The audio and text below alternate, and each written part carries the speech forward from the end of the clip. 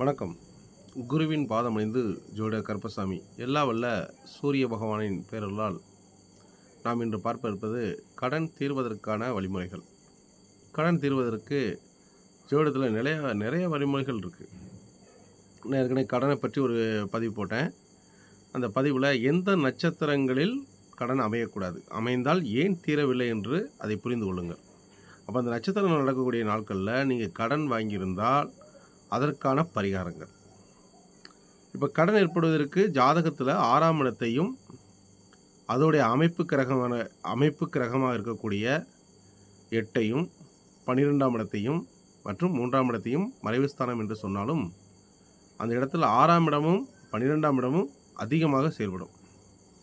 12இல் ஒரு பாவக்கிரகம் இருந்தால் கடன் இருக்கும். அதே நேரத்தில் நிம்மதி இருக்காது. 6ஆம் இடத்தில் ஒரு கிரகம் தன்னுடைய காரகத்துவத்தை இழந்து, அது 6ஆம் இடம் என்பது யாரெல்லாம் இருக்கக்கூடாதுன்னா வளரும் கிரகம், சுவர்கள் இருக்கக்கூடாது. இப்போ சுக்கிரன் இருக்கலாம், குரு இருக்கலாம். அப்படின்னா அவங்க நிற்கும் இடத்தை கெடுக்கிறார், நிற்கும் இடத்தை கெடுப்பாங்க. இப்போ புதன் என்ன செய்வார்னா நிற்கும் இடத்தை வாழ வைப்பார். அவர் எங்கே நிற்காரோ அந்த இடத்துல வாக்கு சாதுரியம் அல்ல பொருளாதார பிரச்சனை எல்லாமே இருக்கும். எது இருந்தாலும் அதை வாழ வைப்பார். கெட்டது இருந்தாலும் வாழ வைப்பார், நல்லது இருந்தாலும் வாழ வைப்பார். அப்போ அந்த புத பகவானை 6ல் அமைக்கக்கூடாதுன்னு ஜோதிடம் சொல்லுது. அப்போ புதனுக்கு அதிகபட்சமாக ராகு அமைக்கக்கூடாதான். ராகுவும் ஒரு இடத்தை பெருக்குவார். அதாவது நுண்ணோக்கி கிரகம் என்று சொல்லப்படுகின்ற ராகு பகவான், அவரையும் அந்த இடத்துல அமைக்கக்கூடாது. அப்போ இது 2 பேரும் இருந்துச்சுன்னா அதுக்கு தகுந்த மாதிரி கோயில் வழிபாடுகள். இப்போ மேசத்தில் போய் புதன் இருக்கார் அப்படின்னா நீசமாயிட்டார், அதாவது மீனத்தில் நீசம் இல்லையா, மேசத்தில் 20% அப்படிங்கும்போது வாழ்க்கையில் 100 ரூபாயில் 20 ரூபா அவனுக்கு கடன் தான் இருக்கும். அது மாறவே மாறாது. ரிஷபத்தில் இருக்காரா, கண்டிப்பாக 40, அது 6ஆம் இடமா வந்தான் அவனுக்கு 40 ரூபா கடன் இருக்கும் 100 ரூபாய்க்கு. மிதனத்துக்கு வந்துட்டாரா, ஆட்சி பெற்று 6ல் இருக்கார் அப்படிங்கும்போது 60% கண்டிப்பாக கடன் இருக்கும். அது 6ஆம் இடமாக வந்தால் அல்லது 12ஆம் இடமாக வந்தால் இந்த கடன் பெரும்பாலும் புதனால் ஏற்படுகிறது. இது ராகு அதே மாதிரி மேசம் முதல் மீனம் வரைக்கும் அதை கணக்கு பண்ணணும். அப்போ விருச்சகத்தை அவர் உச்ச வீடாக பார்க்கணும். அந்த இடத்துல அவருக்கு 2 என்ற தனுசு, 3ஆம் இடம் என்ற மகரம், இதெல்லாம் இருந்தால் பெரும்பாலும் பாதிப்புகள் தருவதில்லை. ஒருவேளை 6ல் ராகு இருந்தார்னா வட்டி கட்டியே தீர்ந்துருவான். அந்த 6ஆம் இடம் எந்த லக்னமாக இருந்தாலும் தன் கடமை செய்யும். காரணம் என்ன, 6ஆம் இடத்துடைய அதிபதிச்சாரத்தை அவர் வாங்குதார். ஆனால் எதிரி இருக்க மாட்டான் அப்படின்னு சொல்லும்போது ராகுக்கு அதிக எதிரிகளை தரும். கேதுவுக்கு தான் எதிரி இருக்க மாட்டான், குருவுக்கு எதிரி இருக்க மாட்டான். அப்படிங்கும்போது இந்த குரு ராகு கேது இருக்கும் இடத்தை வீணடிப்பார்கள். ராகு புதன் இருக்கும் இடத்தை வளர்ந்து விடுவார்கள். இதையும் தெரிஞ்சுக்கிட்டோம். இது கிரகங்களில் புதன் 6ல் அமர்வது, புதன் ராகு 6ல் அமர்வது, இதெல்லாம் உங்களுக்கு ஜோதிடப்படி கடன்களை உண்டாக்கக்கூடிய அமைப்பு. இவர்களுக்கு பரிகாரம் அப்படின்னு பார்த்தீங்கன்னா அந்த புதன் ஆதிபத்தியங்கள். இப்போ நீங்கள் என்ன பார்க்குறீங்கன்னா, நம்ம யோகங்கள் அடிப்படையில் நம்ம திதியை எடுத்தோம். திதிக்கு அடுத்து கரணம், கரணத்துக்கு அடுத்து யோகம், யோகத்துக்கு அடுத்து நம்ம 4 நட்சத்திரம். அப்போது நாள் செய்வதை நல்லோரும் செய்யாருங்கிற கூட்டின்படி 1357 கூட்டுத்தொகையாக வருகின்ற எந்த காரியமும் சிறப்பாக இருக்காது. கூட்டுத்தொகை 1357 அதையும் கணக்கு கொண்டு வரணும். நட்சத்திரம் அடிப்படையில் ஆதிரபரணி அப்படிங்கக்கூடிய கவி ஏற்கனவே சொன்னேன், முப்பரம் கேட்டே தீதர் விசாகம்னு. அந்த கவியின் படி முன்னாடி உள்ள வீடியோ கவனிங்க, அதுலேயும் வாங்கினா கடன் அடையாது.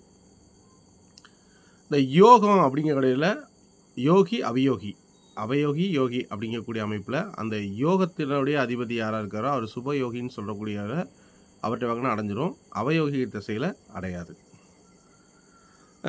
மற்றும் நம்மளுடைய திதி அப்படிங்கும்போது இந்த திதி சூன்யம் அப்படின்னு ஒன்று இருக்குது ஜோதிடத்தில். இதெல்லாம் ஜோதிடருக்கு கவனிக்கணும். எந்தெந்த விஷயத்தில் எதாவது இருக்குங்கிறத கொஞ்சம் கூர்ந்து கவனித்தால் ஜோதிடம் மெல்லும், இல்லைன்னா ஜோதிடம் கொல்லும். அது மெல்லுமா கொல்லுமாங்கிறத யார் சொல்லணும் அப்படின்னா ஜோதிடருடைய ஞானம் பெற்ற அந்த நபர் சொன்னால் போதும்.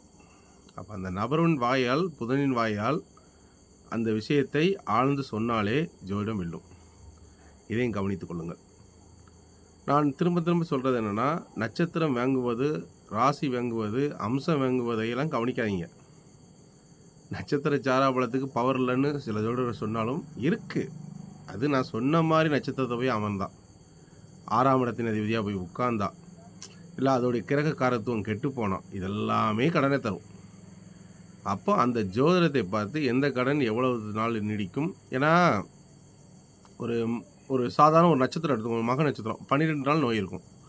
நீங்கள் நம்பினாலும் நம்பாவிட்டாலும் அதை போய் பாருங்க. புரியுதா?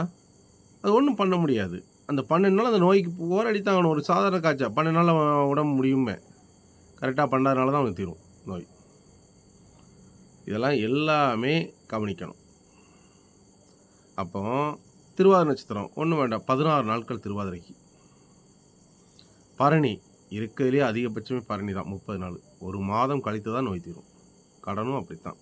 அப்போ அதிகபட்சமாக திசை முடிந்த வரைக்கும் அந்த கடன் எடுத்துக்கொண்டோம். ஏன்னா பரணி நட்சத்திரத்தை கடன் வாங்கியிருந்தால் அந்த திசை எந்த திசையில் வாங்கினீங்களோ அந்த திசை முடிந்த வரைக்கும் வேலை செய்யாது, கடனை தீர்க்க முடியாது. அப்படி மீறி வாங்கினீங்கன்னா உங்கள் ஜாதகத்தில் 5, 9க்குரியவன். ஏன்னா ஒரு இடத்தை விட இன்னொரு இடம் பெருசு.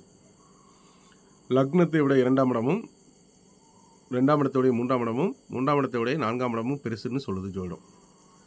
அப்போ இருக்கையிலே உயர்ந்தது 12ஆம் இடம். அப்போ 12ஆம் இடத்தினுடைய காரகத்துவம் ஒழுங்காக அமைந்து இந்த 5, 9ஆம் அதிபதிகளுடைய திசா புத்தி காலங்கள் வந்தால் கடன் தீரும். ஒருவேளை வரலைன்னா அந்த திசா புத்தி காலங்களுடைய உரிய கிரகங்கள் எதுவோ அதை பார்த்து வழிபாடுகள் செய்து வந்தால் கடன் தீரும்.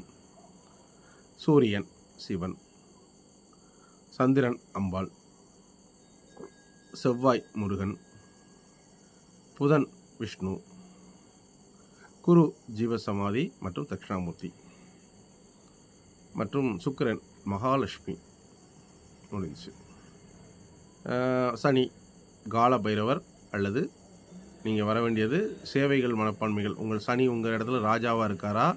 ஏன்னா ஓனருக்கும் சனி வருவார், வேலைக்காரனுக்கும் சனி தான் வருவார். அதில் உங்கள் ஜாதகத்தில் வேலைக்காரனாக இருக்காரா இல்லை ராஜாவாக இருக்காரு? ராஜாவாக இருந்தால் அதுக்கு தகுந்த தெய்வங்களை வழிபாடு செய்யணும். அது அப்படி ஒரு தடவை சிவனும் காலபைரவரும் தான். இல்லை லேபராக இருக்காருன்னா நந்தீஸ்வரர். ஐயா புரிந்து கொள்ளுங்கள், ஒரு கிரகம் நிற்கும் இடத்தை வைத்து தான் பரிகாரம் சொல்ல வேண்டும். சாமவேத தான தண்டங்கிற முறை எல்லா கலைகளிலும் உள்ளது. அதே நேரத்தில் 5 புலன்களும் எல்லா உயிர்களுக்கும் இருக்குது. காது, மூக்கு, வாய், செவி, மெய். இன்னொரு விஷயம் என்ன அப்படின்னா, நீர், நெருப்பு, காற்று, ஆகாயம், பஞ்சபூதம், அதையும் கவனிக்கணும். நம்ம ஊர்லலாம் என்ன செய்வாங்கன்னா, ஒரு கோயில் கூட நடத்துவாங்க. ஊருக்கு வடக்கு புறமாக இருக்கக்கூடிய ஒரு அம்மன் கோயிலுக்கு எல்லோரும் போய் பொங்கல் வைப்பாங்க. அது ஏன் வைக்கிறாங்கன்னு நமக்கு தெரியாது. ஆனால் பண்டையத்தில் வாழ்ந்த மனிதர்கள் அந்த பொங்கல் வைப்பதற்கு ஒரு பெரிய சிறப்பு கூறுகளை வைத்திருக்காங்க. மேஷம், சிம்மம், தனுசுவை அது இயக்குது. ஒரு மனிதனுக்கு இந்த 3 விஷயம் கெடாமல் இருந்தால் அவனால் அடுத்த ஜென்மாவு வரைக்கும் நல்லபடியாக புண்ணியங்களை சேர்க்க முடியுங்கிறதுனால அந்த கோயிலில் ஊரம்மனுக்கோ இல்லை ஊரை சேர்ந்த வடக்கு நோக்கி இருக்கக்கூடிய சாமிக்கோ அதில் எல்லாருமே வரி கொடுத்து எல்லாருமே பண்ணுவாங்க. அதில் ஒரு பொங்கல் வைக்கணுமாங்க, எல்லார் வீட்லேயும் பொங்கல் வைப்பாங்க. அதுதான் உண்மை. சரி, நிலம் நம்ம ஏற்கனவே இப்போ தானம் தர்மம்லாம் பண்ணுறதுனால நில தானத்தில் வருது. தானம் என்ன பண்ணுவோம்? சாமி கொண்டு மலர் சாத்துறது, அந்த மாதிரி.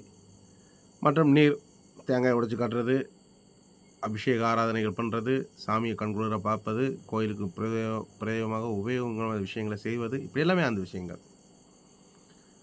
காற்று, பொதுமக்களிடையே உழவுவது, பேசுவது, சாமியை பற்றி பாடுவது, பேசுவது, அங்கே அந்த காதில் அந்த ஆடியோ வீடியோ கேட்குறது, இது எல்லாமே அந்த விஷயத்தையும் இது வருது. அப்போ ஆகாய மார்க்கம்னா கடவுள், அவரை பார்த்தாலே ஆகாயத்தை பெற்றுவிட்டோம். இது வீட்டுக்குள்ள வாஸ்துக்கும் வரும். அப்போ இந்த விஷயத்தையும் வருஷத்துக்கு ஒரு முறை அவங்க பண்ணுறத 3 மாதத்துக்கு ஒரு முறை பண்ணணும். அந்த ஊரில் கிராமத்தில் வாழ்கிறவங்க, ஒருவேளை சிட்டியில் வாழ்கிறவங்களா இருந்தீங்கன்னா அந்த சிட்டியில் உள்ள அமைப்புப்படி அவர்கள் அந்த ஊரில் வடகிழக்கு பகுதியில் எந்த தெய்வம் அம்மன் தெய்வமாக இருக்கோ அந்த தெய்வத்திற்கு மாதம் 3 மாதத்துக்கு ஒரு முறை பொங்கல் வைத்து வழிபாடு செய்து வர வேண்டும். நான் சொன்ன இத்தனையும் நடக்கும், கடன் தீரும். அப்போ இயல்பாக கடன் தீருவதற்கு மனிதர்களுக்கு நம்ம கொடுத்துட்டோம். அடுத்து கடன் தீருவதற்கு நம்முடைய விசேஷ பரிகாரங்களை நான் சொல்கிறேன். அது அடுத்த ஆடியோவில் உங்களுக்கு தெளிவாக கூறப்படும். குருவின் பாதம் அணிந்து ஜோதிட கருப்பசாமி. என்னை தொடர்பு கொள்ளக்கூடிய நம்பர் 9843144489. நன்றி. குருவின் பாதம் அணிந்து ஜோதிட கருப்பசாமி. சூரிய பகவான் அருளால் மறுபடி வீடியோ நம்ம கடன் சார்ந்த விஷயங்களுக்கு சொல்கிறேன். நன்றி.